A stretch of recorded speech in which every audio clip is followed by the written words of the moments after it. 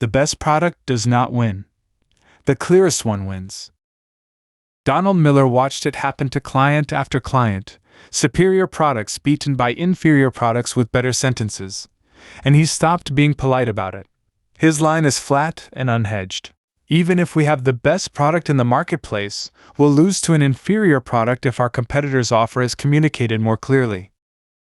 He had reason to take it personally. Miller had sold millions of books, and he could not write one usable sentence about his own company.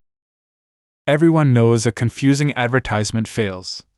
Nobody can explain why an honest, accurate, carefully written description of a genuinely good product fails just as hard.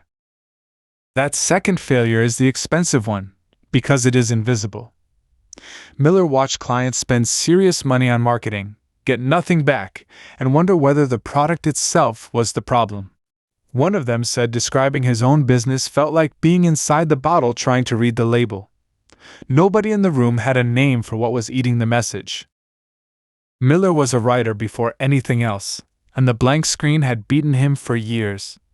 He counted the hours he had spent staring at a blank computer screen, wondering what to say, and came back with thousands. He kept showing up anyway.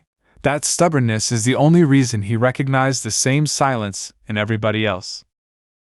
Once he started looking, the wreckage was everywhere. An industrial painter whose website led with a fine art painting of his own building. A leadership expert whose promise to the world was inhale knowledge, exhale success. A cooking school opening on a picture of carrot cake and an inside joke. A design house with a beautiful looping video and no visible way to hire them. Every one of those businesses was still trading. Everyone was losing quietly, daily, to somebody who said less. Standing still was not neutral. It was a slow bleed. Then a man pushed back at him in front of a full room. "I don't think this will work for me," he said. "My business is too diverse to reduce down to a simple message." He was the industrial painter. Powder coating auto parts. Sealant on concrete. A sterilized painting process built for hospitals. 3 real businesses under one roof. Miller put the website up on the giant television screen so the whole workshop could see it, and asked the room the first question that had entered his own head when the page loaded. "Do you serve free breadsticks?" The laugh was a diagnosis. Every person in that room could see the problem instantly. Not one of them could see it on their own site. Miller had the fix ready. Wipe the site. 1 image of a guy in a white lab coat. 6 words about painting. 1 button that says get a quote. Every hand in the class went up. Which left a worse question. If the words are the problem, what is a customer actually hearing when we are certain we are being clear? So he called Mike McHargue. Mike had spent 15 years using science to work out how customers think. He does not do that work anymore. He walked out of advertising the day a client asked him to build an algorithm predicting the buying habits of people with diabetes. Translation, as Miller puts it, they wanted him to sell junk food to diabetics. Mike refused and left. Miller flew him to Nashville, put him through 2 days of the workshop, then sat him on the back porch with a different question. Not does this work? Why does this work? Mike put his feet up on the coffee table and argued from the cheapest fact upward.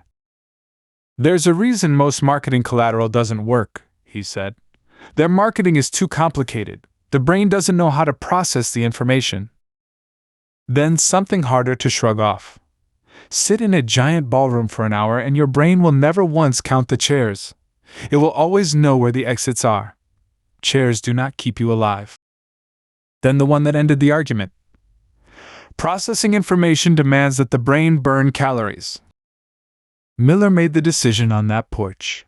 He would stop trying to become a better writer and start using a formula, the one storytellers had been sharpening for thousands of years, and aim it at businesses the way a screenwriter aims it at a script.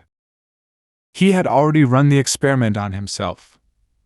Once his own company got its message straight, it doubled revenue 4 years running. Now watch what it actually does. Meanwhile, in Ohio, a fireman was trying to quit. Kyle Schultz wanted to teach photography, and not to photographers, to parents. To the mother who had bought a decent camera, decided it was too complicated, and dropped it in the junk drawer. He built the video training himself, and it was genuinely good. His first launch sold $25,000 of online courses. He was ecstatic.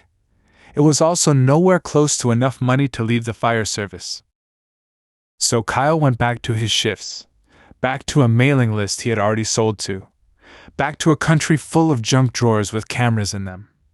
He had done every single thing a careful person is supposed to do, built something valuable, described it accurately, in the correct vocabulary. Remember the drawer, and remember that 90% of his sales page was about to disappear. Here is the formula, and the first move costs people the most to accept. The customer is the hero. You are not. You are the guide. Miller is blunt about the stakes. Always position your customer as the hero and your brand as the guide. Always. If you don't, you will die. Every human being wakes up seeing the world through the lens of a protagonist. When a brand walks in behaving like a hero, the customer's subconscious does not think how inspiring. It thinks, this is another hero, like me, and I am busy looking for a guide. Second move, name one thing the customer wants. 1, not 27. Naming it opens what storytellers call a story gap, and a human brain cannot leave a gap like that alone. Try singing Twinkle Twinkle Little Star and stopping before the last note. It will bother you all day. So the leadership expert had done it right. He had named a desire. His tagline was, inhale knowledge, exhale success. Watch it fail. What does exhaling success mean? Nobody can picture it, nobody can act on it, and every second spent decoding it is a calorie the brain did not want to spend. Miller's replacement ran 6 words, helping you become everyone's favorite leader. Same man, same expertise. One version connects to status, allies, and a tribe that will defend you. The other is fog. Third move. Give the trouble a face. A villain. Root source, relatable, real, singular. Frustration, for example, is not a villain. Frustration is what a villain makes us feel. Fourth move. Earn the guide's chair, which takes exactly 2 things. Empathy, so the customer can answer, can I trust this person? Authority, so they can answer, can I respect this person? Miss either half and you are the nutritionist who hears a client say, I'd like to lose 30 pounds, and answers, me too! Now watch a company do all of that and still lose. Miller went looking for a design house to build a keynote presentation, several $1,000s ready to spend. The first site was beautiful, a looping video, a careful statement of company values. He admired it for 20 seconds, went looking for how to actually hire them, found samples, testimonials, a phone number, and nothing else, and left. The competitor's site was uglier and dared to be clear. If you're worried about a presentation, we can help you hit a grand slam. He was worried. They offered him a free PDF. He read it, booked an appointment, and wrote them a large check. He never went back to the beautiful one. One more, closer to home. Miller's wife Betsy was gifted a membership to that online cooking school. Carrot Cake, Inside Joke, a video about how Joe met Karen, who was friends with Todd. It took her 2 hours of clicking before she came to bed and said what the site should have said first. The whole subscription is about these 3 fun friends in Seattle who are going to make me a pro in the kitchen. That was the sentence. It had been sitting in the customer's mouth the whole time. So take the biggest, best-funded version of the mistake. Jay-Z put $56 million of his own money into a music streaming service called Tidal. The idea was defensible, even noble. Artists would own the platform, cut out the middleman, keep more of the money.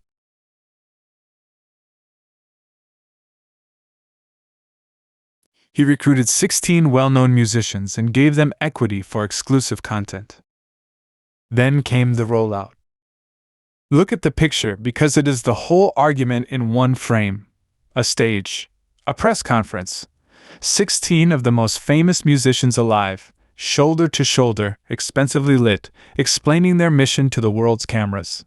16 heroes. Not one guide. Water is free, Jay-Z said. Music is $6, but no one wants to pay for music. Twitter took him apart in hours.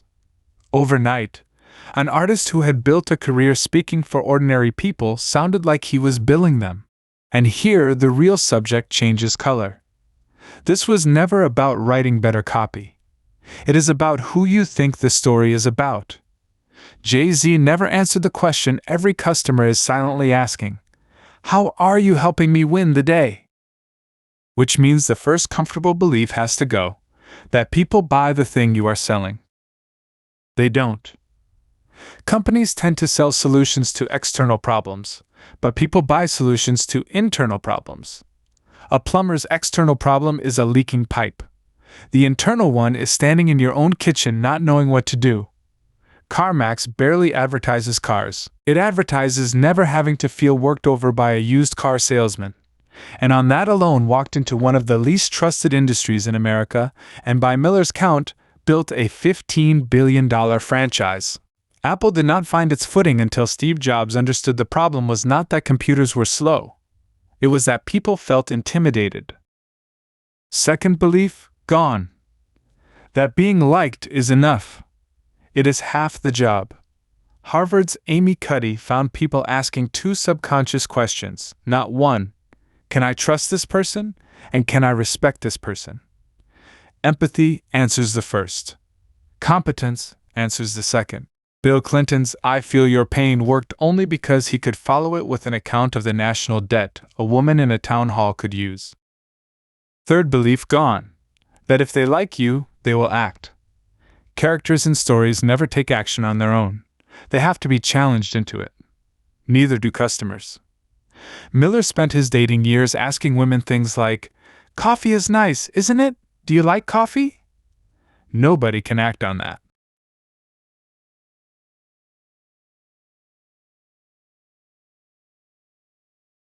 He eventually told Betsy he would call in 30 days to ask her out, and that she would need to end things with the other guy first. 30 days later, she had. Underneath all three sits the coldest fact here, and it belongs to a Nobel laureate rather than a marketer. Daniel Kahneman showed people hate losing $100 more than they enjoy winning one. In certain situations, 2 to 3 times more motivated to act to avoid a loss than to achieve a gain.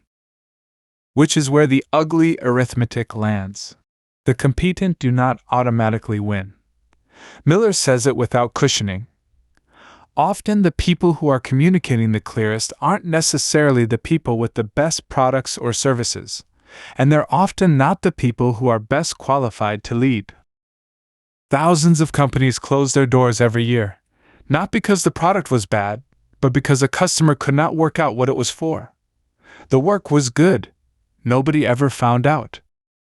Sit with that, because Miller does. He knows the weight of it, and says so plainly near the end. What it feels like to get up every day to grow a company, and to lose sleep wondering how you are going to make the bottom line so that you don't have to let anybody go.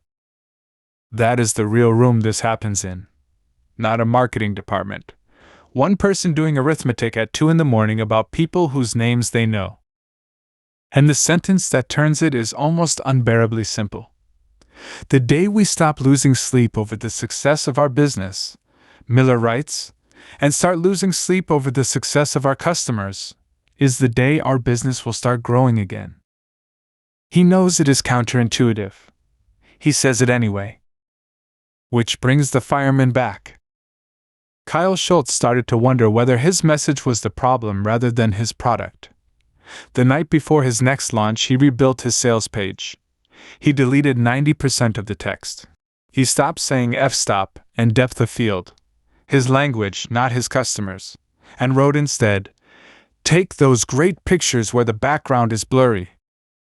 Then he emailed the exact same list he had sold to 6 months earlier. Same product, same people.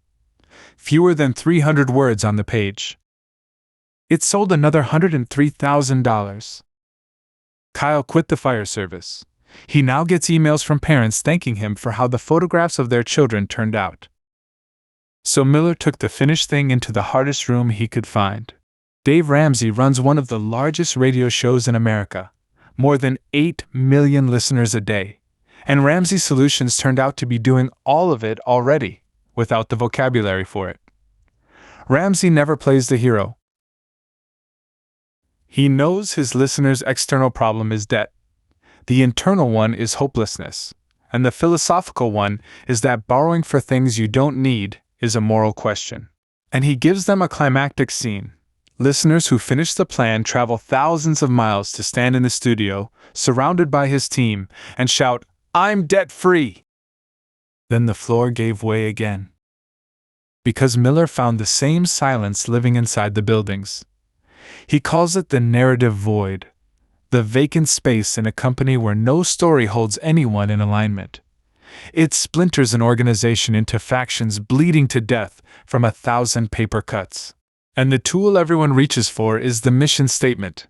Executives on an off-site retreat, etching painstaking phrases onto tablets few will ever read, and even fewer will understand or apply. His verdict runs one line: where there's no plot, there's no productivity. So the fix had to go inward. Not a statement, a sentence short enough that everybody from the chief executive to the man who mows the lawn can say it cold. Miller's method is gloriously unsubtle. Carry a wad of $5 bills around the office. Ask somebody every day what the company does, and hand a crisp 5 to anyone who gets it right. And then his own company proved the argument on itself. Their first free download was a PDF called 5 Things Your Website Should Include. More than 40,000 people took it. Miller credits that one document with pushing the company past $2 million, and in the 12 months that followed, they doubled revenue without spending $1 on marketing.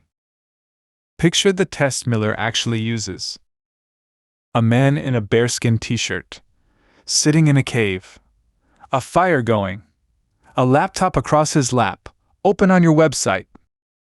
No patience, no context, no interest in your founding story. 5 seconds of attention, 3 grunted questions. What do you offer? How will it make my life better? What do I do to get it? Grunt all 3 and you have a customer. Fail and you have noise. And noise, Miller argues, has killed more ideas, products, and services than taxes, recessions, lawsuits, climbing interest rates, and even inferior product design. One last thing he almost buries. In his 20s, Miller played chess nearly every day for a year and won more than half his matches, until a friend started showing up who beat him every time, usually inside 20 moves. Miller knew the philosophy of chess. What he lacked was an opening. The first 5 moves, decided before you sit down. That is the whole difference.